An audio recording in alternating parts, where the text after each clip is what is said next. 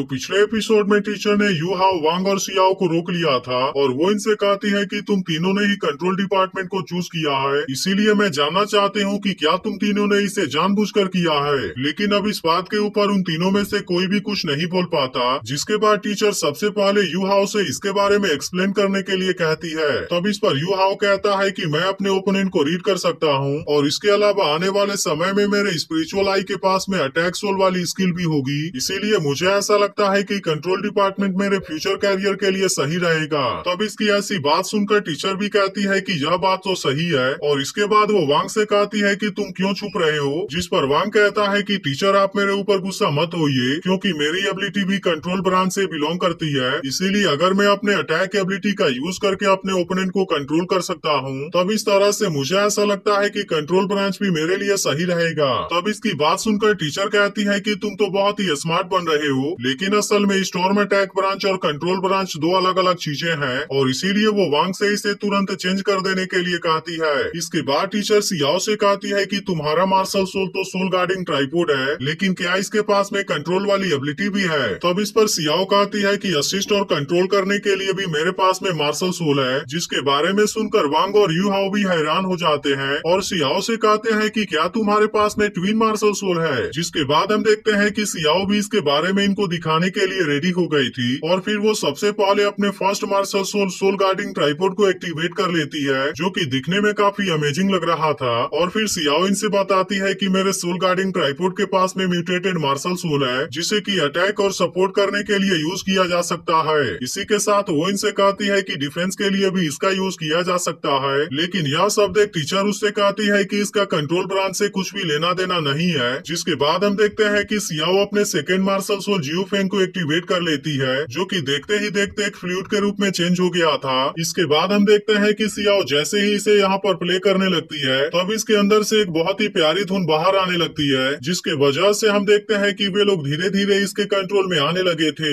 अब इस तरह से सियाओ टीचर से कहती है कि मैं इसका यूज असिस्ट और कंट्रोल के लिए कर सकती हूँ, जिस पर टीचर भी कहती है कि ठीक है और मुझे भी लगता है कि कंट्रोल ब्रांच तुम्हारे लिए सही है। तब इसके बारे में सुनकर वे तीनों बहुत खुश हो गए थे, लेकिन तभी टीचर इनसे कहती है कि यह फ्रेशमैन असेसमेंट तुम्हारे कल्टीवेशन पाथ के लिए बहुत ही इम्पोर्टेंट है, इसीलिए अगर तुमने इस समय किसी गलत रास्ते को चूज कर लिया, तब इसके बाद फिर इसे सही करने के लिए तुम्हें बहुत ज्यादा मेहनत करनी पड़ेगी। इसीलिए मैंने तुम तीनों के लिए एक गोल सेट करने का डिसाइड किया है, इसीलिए अगर तुम इसे अचीव करने में फेल हो गए, तब उसके बाद तुम्हें ट्रेनिंग के लिए मुझे फॉलो करना होगा। तब इसके बारे में सुनकर यू हाओ पूछता है कि कैसा गोल, जिस पर टीचर कहती है कि फ्रेशमैन असेसमेंट में तुम्हें पहले पोजीशन को जीतना होगा। तब इस पर यू हाओ कहता है कि अगर हम इसमें पहले पोजीशन को जीतने में भी कामयाब हो गए, लेकिन इसके बाद भी मैं आपको फॉलो जरूर करूंगा। जिसके बारे में सुनकर टीचर मुस्कुराते हुए कहती है क्या तुम नहीं जानते कि मैं कितनी स्ट्रिक्ट हूँ, और इसके अलावा मुझे यह भी पता है कि प्राइवेट में तुम मेरे बारे में कैसी बातें करते हो, इसीलिए टीचर इनसे कहती है कि तुम मुझे खुश करने का ट्राई ना करो। तब इस पर यू हाओ कहता है कि मैं तो सच में आपसे सीखते रहना चाहता हूँ, क्योंकि मैंने दूसरे क्लास के स्टूडेंट को भी नोटिस किया है और मुझे ऐसा लगता है कि वे ज्यादा इम्प्रूव नहीं हो पाए हैं। तब इसके बारे में सुनकर टीचर कहती है कि अब तुम्हें यहाँ से जाना चाहिए और तुम्हें असेसमेंट के लिए खुद को एडजस्ट करना चाहिए। इसके बाद हम देखते हैं कि टीचर मुस्कुराते हुए यहाँ से चली जाती है और वे तीनों अब इसकी बात मानने के लिए रेडी हो गए थे। तभी यहाँ से वापस आते समय सियाओ वांग से कहती है कि मैं तुमसे बात करना चाहती हूँ, लेकिन इस पर वांग उससे कहता है कि मुझे कल के कंपटीशन के लिए खुद को रेडी करना है और इसीलिए मैं यहाँ पर अपना टाइम वेस्ट नहीं करना चाहता।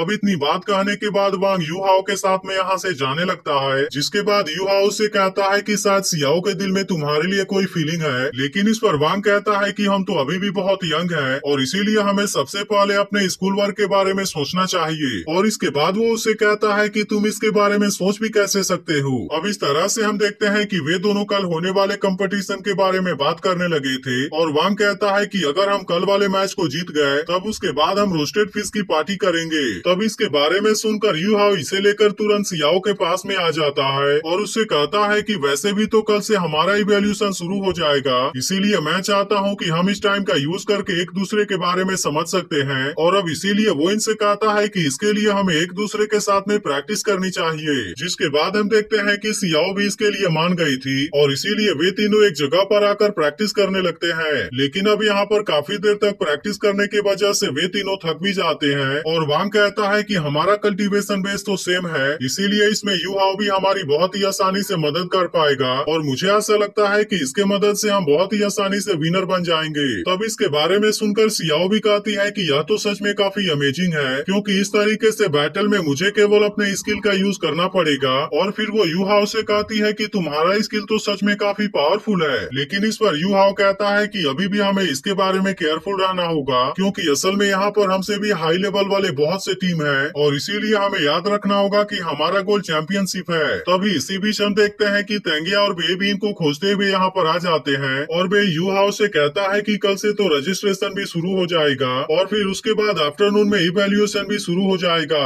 तब इस पर यू हाउ से कहता है कि हम इसमें जीतने के लिए अपनी पूरी कोशिश करेंगे। तभी हम देखते हैं कि तेंगिया यू हाउ को कोई चीज देती है और उससे कहती है कि तुम इसका यूज कर सकते हो। इसके बाद अगले सीन में हम देखते हैं कि यू हाउ और वांग अपने रूम पर वापस आ गए थे। इसके बाद हम देखते हैं कि यू हाउ तेंगिया के दिए हुए बैग को ओपन करता है, जिसके बाद इसके अंदर से बहुत सारे चीज बाहर आते हैं और इसे देख यू हाउ कहता है कि यह तो एक आर्सेनल है। लेकिन इसके बाद भी हम देखते हैं कि यू हाउ इसके बारे में केयरलेस नहीं होना चाहता था और इसीलिए वो वांग से भी कहता है कि तुम इस बात को मत भूलो कि चैंपियनशिप हमारा टारगेट है। इसके बाद अगले दिन हम देखते हैं कि सभी स्टूडेंट असेसमेंट के लिए रेडी हो गए थे और फिर जैसे ही इसके बारे में इनको अनाउंसमेंट करके बताया जाता है, वे सभी तुरंत भागते हुए असेसमेंट एरिया में आ जाते हैं, जहाँ पर हम देखते हैं कि एक नई टीचर इनका वेट कर रही थी और इनसे कहती है कि मैं अगले 2 दिन के लिए तुम्हारा टीचर रहूंगी। और इसी के साथ सबसे पहले वो इनको यहाँ के रूल के बारे में बता देती है, जिसके बाद हमें पता चलता है कि इसमें एक टीम के अंदर 3 लोग रहेंगे, लेकिन इसके दौरान यहाँ पर किसी भी सोल गाइड वेपन का यूज करना अलाउ नहीं होगा और इसी के साथ इसके दौरान कोई भी यहाँ पर किसी को हार्म करने की कोशिश नहीं करेगा। नहीं तो भले ही उसने अगर अपने ओपोनेंट को हरा दिया हो, लेकिन इसके बाद भी उसे लूजर माना जाएगा और इसी के साथ साथ इसके लिए उसे पनिशमेंट भी दिया जाएगा। तब इसके बारे में सुनकर वे सभी इसके लिए रेडी हो गए थे, जिसके बाद हम देखते हैं कि सबसे पहला मैच यू हाउ और हाओ चेन के टीम के बीच में होने वाला होता है। तब इसके बारे में सुनकर वे दोनों टीम अपने फर्स्ट मैच के लिए रेडी हो गए थे, लेकिन इसके दौरान हम देखते हैं कि दूसरी टीम अपने आप को ज्यादा पावरफुल समझ रही थी।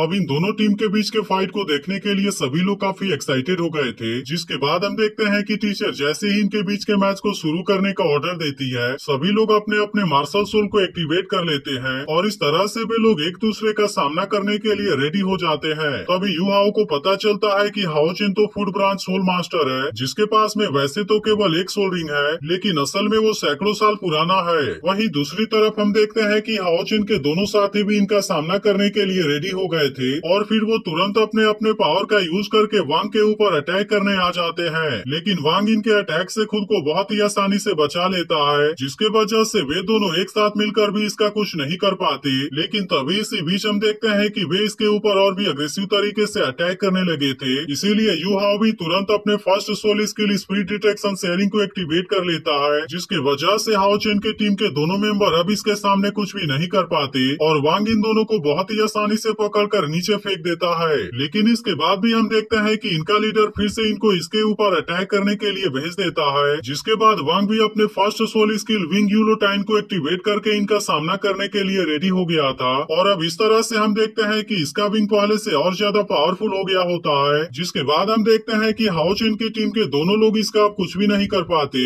और इसके मदद से वांग जैसे ही इनके ऊपर अटैक करना शुरू कर देता है, तब इसके वजह से उन दोनों की हालत पूरी तरह से खराब हो जाती है और अब इस तरह से वांग इन तीनों को बहुत ही आसानी से हरा देता है। जिसके बाद हम देखते हैं कि वो टीचर यू हाओ के टीम को विनर अनाउंस कर देती है, जिसके बारे में सुनकर बाकी लोग भी बहुत ज्यादा खुश हो गए थे। इसके बाद अगले सीन में हम देखते हैं कि वे तीनों अपने जीत के खुशी में पार्टी करने के लिए आए हुए थे, जहाँ पर सियाओ कहती है कि इस बार तो मुझे अपने सोल स्किल को एक्टिवेट करने का टाइम भी नहीं मिला, लेकिन अगले राउंड में मेन अटैक के लिए मैं जाऊंगी। तब इसके बारे में सुनकर वांग उससे कहता है कि अगर तुम इसके लिए ट्राई करना चाहती हो तो फिर अगले राउंड के लिए मैं तुम्हें इसका चांस जरूर दूंगा। जिसके बाद हम देखते हैं कि इसके बारे में सुनकर सियाओ भी काफी खुश हो जाती है, लेकिन तभी इसी बीच हम देखते हैं कि सियाओ टाओ इनसे मिलने के लिए यहाँ पर आ जाती है, जिसे देखते ही यू हाओ इसे पहचान गया था, लेकिन वो इसके बारे में यहाँ पर कुछ भी नहीं बोलता। तभी वांग भी यू हाओ से कहता है कि यह तो वही है, लेकिन सियाओ टाओ इनसे इसके बारे में अकेले में बात करना चाहती थी, इसीलिए वो सियाओ से कहती है क्या तुम कुछ समय के लिए हमें अकेला छोड़ सकती हो। इसके बाद हम देखते हैं कि वे दोनों भी अकेले में इससे बात करने के लिए रेडी हो गए थे और वो सियाओ से कहते हैं कि तुम इसके बारे में चिंता मत करो, लेकिन सियाओ टाओ इन दोनों को फिर से उसी जगह पर लेकर आ गए गई थी, जहाँ पर उसने अपने फिनिक्स सिविल पावर का यूज करके इनके ऊपर अटैक कर दिया था। तभी यू हाउ उससे पूछता है कि मैं किस तरह से आपकी मदद कर सकता हूँ, जिसके बारे में सुनकर सियाओ टाओ कहती है, मुझे पता है कि तुम मुझे पहचान गए हो और मैं वही हूँ जिसके वजह से तुम जख्मी होते होते यहाँ पर बचे थे। लेकिन इसके बाद वो इनसे कहती है कि मैं इसके लिए यहाँ पर तुम्हें किसी और रीजन के लिए लेकर आई हूँ, और इसी के साथ वो इनसे कहती है कि इसके लिए मैं तुम दोनों से माफी भी चाहती हूँ। तब इस पर यू हाउ से कहता है कि इसकी कोई जरूरत नहीं है और एकेडमी ने इसके लिए हमें कंपनसेट भी कर दिया है। लेकिन तभी सियाओ टाओ कहती है कि अभी भी यह मैटर मेरे लिए कोई दूसरी चीज है, और इसके बाद हम देखते हैं कि वो इनके ऊपर अपने फिनिक्स फायर के प्रेशर का यूज करने लगती है और फिर इनसे कहती है कि उस दिन किसी आइस सोल मास्टर ने मुझे रोक दिया था, जिसके वजह से तुम मेरे फिनिक्स सिविल पावर से जख्मी होने से बच गए थे। लेकिन असल में वो आदमी मेरे लिए बहुत ही इम्पोर्टेंट है, इसीलिए मैं तुमसे जानना चाहती हूँ कि आखिरकार वो कौन है और वो मुझे कहाँ पर मिलेगा। लेकिन इसके बारे में सुनकर यू हाउ कहता है कि मैं तो इसके बारे में कुछ भी नहीं जानता, और आखिरकार तुम किस बारे में बात कर रही हो, क्योंकि असल में यू हाउ इसको अपने आइस पावर के बारे में नहीं बताना चाहता था। तभी वांग भी उससे कहता है कि जब उस दिन तुमने हमारे ऊपर अटैक किया था, तब तुम्हारे अटैक की वजह से हम तुरंत ही वहाँ पर बेहोश हो गए थे, और इसीलिए हमें कुछ भी नहीं पता कि आखिरकार यहाँ पर क्या हुआ था। लेकिन अभी भी हम देखते हैं कि सियाओ टाओ इनके बातों के ऊपर यकीन नहीं करती, और फिर वो इनसे इसके बारे में रिवील करवाने के लिए अपने सोल एम्परर वाले पावर को भी एक्टिवेट कर लेती है, जिसे देखते ही वे दोनों भी पूरी तरह से हैरान हो गए थे। इसके बाद हम देखते हैं कि इस तरह से वो इन दोनों के ऊपर अपने और भी ज्यादा प्रेशर का यूज करने लगती है, और इसके बाद एपिसोड यहीं पर एंड हो जाता है।